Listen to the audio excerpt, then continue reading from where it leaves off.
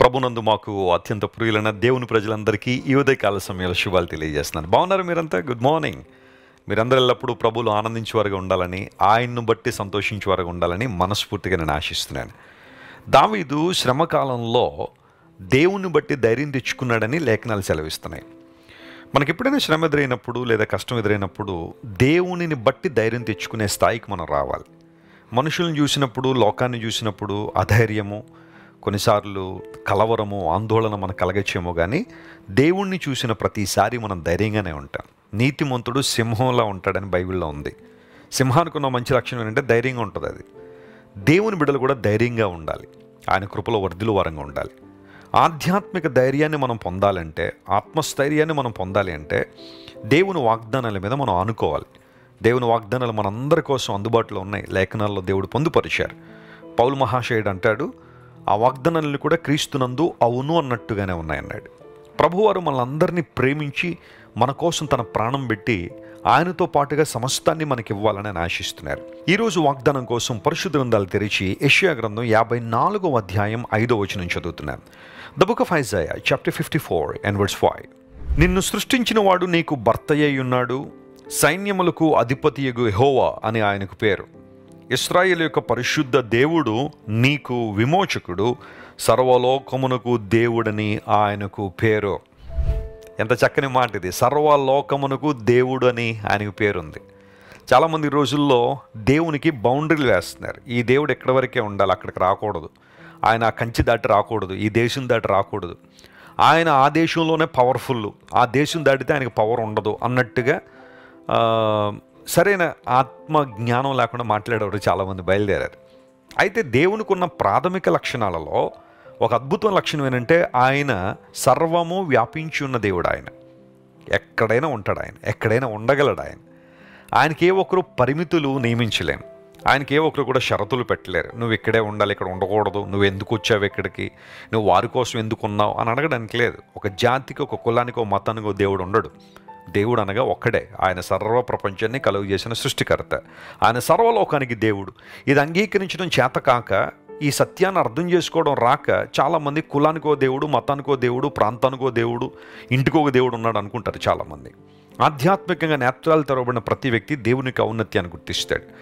ఇక్కడ ఈ వాగ్దానాన్ని మనం గమనిస్తే దేవుడు అంటున్నాడు, నిన్ను సృష్టించిన వాడు నీకు భర్త అయి ఉన్నాడు. భర్త అనే మాట ఇంగ్లీష్లో హస్బెండ్ అనే మాట వాడబడింది. అయితే హిబ్రూలోకి వచ్చేసరికి బవాల్ అనే పదం ఉపయోగించారు. బవాల్ అంటే కేవలం భర్త అనే మాట మాత్రమే కాకుండా అక్కడ మాస్టర్ అనే పదం ఉంటుంది, యజమాని అనే పదం ఉంది. యజమానుడు, దేవుడు మన యజమానుడు, మనల్ని భరించువాడు లేదా మనల్ని నడిపించువాడు, మన బాధ్యతలను మోసే దేవుడు ఆయన, మన బాధ్యతలను భరించువాడని అర్థం. జాగ్రత్తగా గమనించండి. నిన్ను సృష్టించాడు కాబట్టి నీ పట్ల ఆయనకు బాధ్యత ఉంది. ఆయన నిన్ను సృష్టించేసి నిష్టానుసారం జీవించామని దేవుడిని వదిలిపెట్టలేదు. ఆయన మనకు స్వేచ్ఛనిచ్చాడనే మాట వాస్తవం అయినప్పటికీ కూడా ఆయన మీద మనం ఆధారపడాలని, విశ్వాసంలో కొనసాగాలని, ఆయన యొక్క దీవెనలో మనం పొందాలంటే ఆయన మార్గంలో కొనసాగాలని దేవుడు ఆశిస్తున్నాడు. అది నిజమైన స్వేచ్ఛ, అది నిజమైన స్వాతంత్రం. నిజమైన స్వేచ్ఛ, స్వాతంత్రం అంటే ఇష్టానుసారం తిరిగేయడం కాదు, దేవుని మాటకు లోబడ్డం, కృపలో ఆనందించడం, కృపకు బద్దులమై ఉండడం. దేవుడిని యజమానిగా ఉన్నాడా? మలాకీ గ్రంథంలో మాట ఉంటుంది, నేను యజమానుణ్ణి అయితే నాకు లోబడే వాళ్ళు ఎక్కడున్నారు? దేవుడు అడుగుతున్నాడు ఈ మాట. చాలాసార్లు మనం దేవుని ఆరాధించేటప్పుడు, స్తుతించేటప్పుడు lord you are my master అంటాం, నువ్వు నా యజమానుడు ప్రభు అంటాం. కానీ నిజంగా దేవుడు మన యజమానుడు అయితే ఆయనకు లోబడుతున్నామా? ఆ రోజంతా చేసే పనుల్లో దేవుని మాటకు లోబడే మనసు ఉందా, లేదా మన ఇష్టానుసారం వెళ్ళిపోతున్నామా, మనకు తోచినట్టుగా వెళ్ళిపోతున్నామా? ఆలోచన చేయాలి.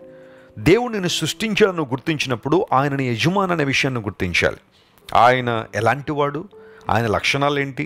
ఆ వచనంలో దేవుని యొక్క 3 ప్రాముఖ్యమైన లక్షణాలు ప్రస్తావించబడ్డాయి. ఒకటి, ఆయన సైన్యములకు అధిపతి అనే దేవుడు. Praise the Lord. He is the Lord of hosts. ఆయన సైన్యములకు అధిపతి. సర్వ సైన్యం అనుకుంది, సృష్టి ఆయన సైన్యం, ఆ రక్షించబడిన సమూహం ఆయన సైన్యం కదా. దేవదూతలు దేవుని సైన్యం అని పిలువబడ్డారు. ఆయన సైన్యములకు అధిపతి అనే దేవుడు, అధికారం కలిగిన దేవుడు. ఆయన సర్వము జరిగించగలిగిన వాడు, సర్వము చేయగలిగిన దేవుడు. ఆయనకు అసాధ్యమైందంటూ ఏదీ ఉండదు. ఆ తర్వాత ఆయన పరిశుద్ధ దేవుడు అన్నాడు. God is full of holiness. ఆయనలో అపవిత్రత లేదు, ఆయనలో చెడుతనం లేదు. దేవునిలో ఏ చెడుతనము లేదనే విషయాన్ని మనం ప్రసిద్ధి చేయాలని బైబిల్లో ఉంది. దేవుని కార్యాలు స్పష్టంగా మనం చూడాలి. ఆయన పరిశుద్ధుడైన దేవుడు. ఆ కారణాన్ని బట్టే యేసుప్రభువు వారి లోకానికి వచ్చి ఏ ఒక్కరూ చేయని ఒక స్టేట్మెంట్ ఆయన చేశారేంటో తెలుసా? నాలో పాపం ఉన్నదని మీలో ఎవరైనా స్థాపించగలరా?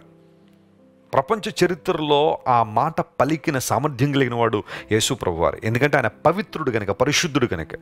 చాలామంది ఈ రోజుల్లో యేసుప్రభువుకి ఏదో అపవిత్రత రాసేద్దామని, అపవిత్రత అపరిశుద్ధత పూసేద్దామని చాలా ప్రయత్నాలు చేస్తారు, కానీ వాళ్ళ వల్ల కాదు. వాళ్ళు ప్రూవ్ చేయాలనుకునే విషయాలు ఏంటంటే, అందరిలోనే ఏదో అపవిత్రత అపరిశుద్ధత ఉంది, యేసుప్రభువు కూడా ఏదో రాసేస్తే ఆయన కూడా అందరిలో కలిపేయచ్చు అన్న ఆలోచన చాలామందికి ఉంటుంది. కానీ ఆయన ప్రత్యేకమైన వాడు. ఆయన లిజన్ టు మీ, యేసుక్రీస్తు ప్రభు ప్రత్యేకమైన దేవుడు, పవిత్రుడు, నిర్దోషి, నిష్కల్మషుడు, పాపుల్లో చేరక ప్రత్యేకంగా ఉండేవాడు, ఆకాశమండలం కంటే మిక్కిలి హెచ్చైన వాడు, ఇట్టి ప్రధాన యాజకుడు మనకు సరిపోయినవాడని పౌలు మహాశయుడు ఈ విషయాన్ని ఒప్పుకోవడానికి చాలా స్ట్రగుల్ అయ్యాడు. యేసు ప్రభుని తన రక్షకునిగా అంగీకరించక మునుపు పౌలు ఈ విషయాన్ని అసలు ఒప్పుకోలేదు. సగటు యూదుడుగా యేసు ప్రభును ద్వేషించాడు పౌలు. కానీ ఎప్పుడైతే యేసుక్రీస్తు ప్రభు యొక్క స్వరూప దర్శనాన్ని చూశాడో, ఆయన ప్రేమ మహత్యాన్ని అర్థం చేసుకున్నాడో, ఆయన రక్షకుడనే విషయం ఆయనకు అవగతమైందో, అప్పుడు దేవుని యొక్క గొప్పతనాన్ని తెలుసుకోవడం ప్రారంభించాడు. ఆయన పరిశుద్ధుడైన దేవుడు కాబట్టి నిన్ను నన్ను పరిశుద్ధతలో నడిపించగలడు. ఒక గురుడ్డివాడు మరొక గురుడ్డివానికి ఎప్పుడూ త్రోవ చూపలేడు. యేసు ప్రభు పవిత్రుడు గనుకనే, పరిశుద్ధుడు గనుకనే మనలను పరిశుద్ధతో నింపగలడు ఆయన, పవిత్రతతో నింపగలడు ఆయన.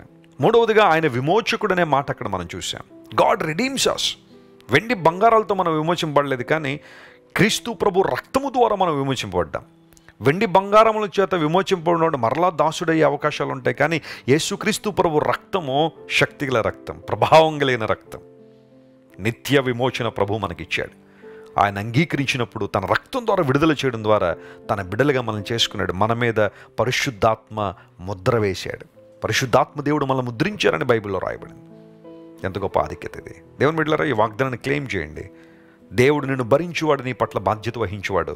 ఆయన నీ యజమానుడు కనుక. ఆయన పరిశుద్ధుడు, విమోచకుడు, సైన్యములకు అధిపతి అయిన దేవుడు. ప్రార్థన చేసుకుందాం. ప్రేమగల తండ్రి, ఇంతవరకు మీరు మాకు ఇచ్చిన వాగ్దాన సందేశాన్ని బట్టి నీకు స్తోత్రాలు. మమ్మల్ని సృష్టించావు గనుక, నీవు మా యజమానుడు అయినావు గనుక నీకు వందనాలు ప్రభువా. ఈరోజు ఎంతమంది అయితే కృంగుదల్లో, వేదనలో, దుఃఖంలో ఉన్నారో ప్రభువా, ఏదో కోల్పోయిన భావన వారిలో ఉండి భయంకరమైన పరిస్థితుల మధ్య ఉన్నారో, వారందరినీ మీరు కనికరించండి, ముట్టండి అయ్యా. నీ వాత్సల్యాన్ని వారి మీద కృమ్మరించండి. గొప్ప వాత్సల్యంతో సమకూరుస్తున్న వాగ్దానం చేసిన దేవుడు. అనారోగ్యంతో వారికి స్వస్థ ఇవ్వండి, విడుదల లేని వారికి విడుదల ఇవ్వండి, శాంతి సమాధానం లేని వారికి శాంతి సమాధానాలు దయచేయండి, బలపరచండి. యేసుక్రీస్తు నామం పేరిట అడిగి వేడుకుంటున్నాం తండ్రి. Amen, amen. God bless you dear friends. Have a wonderful day. Christ worship centre ఓ బలమైన సంఘ ఉజ్జీవం. కొన్ని సంవత్సరాల క్రితం కేవలం 2తో ప్రారంభించబడిన పరిచర్య నేడు ప్రపంచవ్యాప్తంగా లక్షలాది మందిని ప్రభావితం చేయుచున్నది. రాజమండ్రి, సికింద్రాబాద్, బెంగళూరు, నెల్లూరు, దుబాయ్, బెహ్రైన్, కరీంనగర్, విశాఖపట్నం, గద్వాల్, కొవ్వూరు, మలకపల్లి, శ్రీలంక, భూటాన్, అడ్డతీగల, పాలమూరు, ఒంగోలు, బళ్ళారి, కోరుకొండ, పోతవరం, నల్లజర్ల, వెంకటరామయ్యగూడెం, మచిలీపట్నం, ఇందిరానగర్లతో పాటు అనేక గ్రామాల్లో క్రైస్ట్ వర్షిప్ సెంటర్ ఆరాధనలు జరుగుచున్నవి. వాక్య సంబంధమైన ఉజ్జీవంలో, పరిశుద్ధాత్మ సంరక్షణలో కొనసాగాలనుకునే ప్రతి ఒక్కరికి మా ప్రేమపూర్వక ఆహ్వానాన్ని అందిస్తున్నాము. రండి, ఆత్మతో సత్యముతో ప్రభు అయిన యేసుక్రీస్తును ఆరాధిద్దాం. మీరు ఇంతవరకు విన్న దైవ సందేశం మరియు దేవుని సేవకులు చేసిన ప్రార్థన మీకు ఆశీర్వాదకరముగా ఉన్నదని విశ్వసించుచున్నాము. ఈ సందేశాన్ని మీ స్నేహితులకు, బంధువులకు షేర్ చేయండి. మీకు ఏదైనా ప్రార్థన అవసరత ఉన్నచో మా ఫోన్ నంబర్లకు కాల్ చేయండి.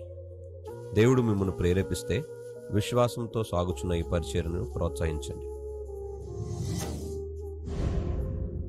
మరిన్ని వర్తమానాలు, పాటలు వినుటకు జాన్ వెస్లీ మినిస్ట్రీస్ అను మా యూట్యూబ్ ఛానల్ను సబ్స్క్రైబ్ చేసుకోనండి. ప్రభువైన యేసుక్రీస్తు కృప మీకు తోడైండును గాక.